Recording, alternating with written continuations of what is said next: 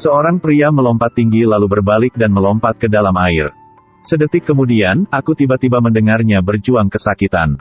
Setelah beberapa saat, suara perjuangan berhenti, sosoknya diseret ke dalam air dan menghilang. Gelembung yang menggelegak menunjukkan bahwa ini bukan masalah sederhana.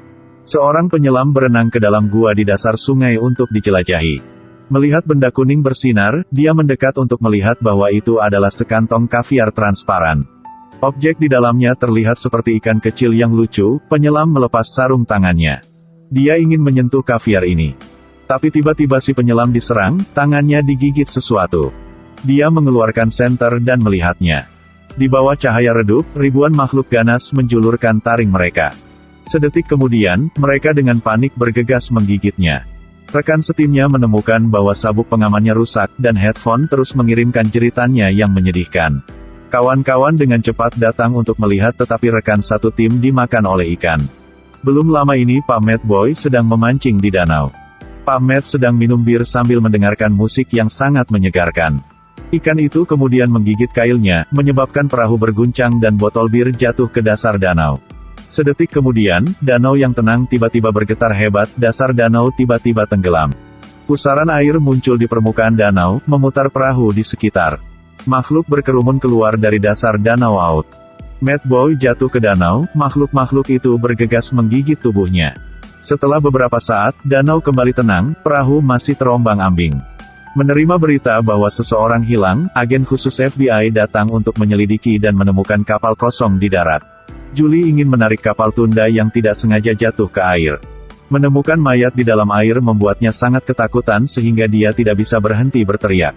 FBI membawa ikan untuk menemui profesor yang berpengalaman. Ikan ini bergegas ke dalam air. Profesor tua itu tercengang dan tidak bisa mempercayai dengan matanya. Dia mencoba memasukkan tangannya ke dalam air. Sedetik kemudian, semua orang takut untuk berteriak, ternyata ini adalah makhluk yang hidup jutaan tahun yang lalu dan musnah. Mereka hidup dalam kelompok yang sangat ganas. Setiap jejak bau darah dapat memprovokasi mereka menjadi serangan kekerasan. Mereka adalah ikan pemakan manusia yang hidup paling lama di dunia. Tentunya getaran di dasar kolam batu memicu telur untuk menetas, mereka hidup kembali. Mengetahui hal ini, FBI tercengang. Karena sekarang adalah musim turis, ribuan turis berada di danau menikmati liburan. FBI memegang pengeras suara dan berteriak. Di danau ada ikan kanibal yang tidak aman, minta semua orang untuk bergegas kembali ke pantai. Para turis yang bermain sangat terpesona kirain dia berbohong. Begitu FBI selesai berbicara, mereka melompat ke dalam air. Kejutan danau besar menarik sekelompok ikan karnivora untuk bergegas menuju sekelompok orang. Permukaan air langsung mendidih seperti ketel mendidih. Semua orang panik, dan lari. Warna merah darah segar membuat danau terlihat seperti sup darah. Lantai dansa seperti nampan berisi perut babi yang dituangkan ke dalam air. Banyak orang menjadi prasmanan untuk ikan kanibal. FBI memutar matanya dan bergegas menyelamatkan mereka. Orang-orang kulit hitam sangat berani, terus-menerus menembaki ikan. Tembak semua peluru, lalu lepaskan baling-baling kapal, gunakan baling-baling untuk menghancurkan ikan. Ikan yang tak terhitung jumlahnya dihancam menyerbunya, dia masih berteriak keras agar semua orang pergi dengan cepat. Permukaan danau ramai sebelumnya, sekarang tulang belulang orang mati ada di mana-mana seperti neraka di bumi. Julie menerima telepon, anaknya sedang bermain di kapal pesiar di tengah sungai. Dia memperingatkan putranya untuk tidak masuk ke air dan kemudian membawa polisi kulit hitam untuk menyelamatkan. Pada saat yang sama, anak-anak Julie yang berada di perahu melihat ikan melalui kaca, membuat mereka sangat penasaran. Ketika Jake dan saudara perempuannya sedang berbicara, perahu tiba-tiba berguncang. Ternyata baling-baling kapal tersangkut di tempat yang berlumut. Kapten mencoba mengarahkan perahu ke belakang dan kemudian menekan pedal gas dengan keras untuk bergerak maju. Baru saja melihat lumut dihilangkan dan mengatasi kesulitannya, tetapi sedetik kemudian perahu itu menabrak karang.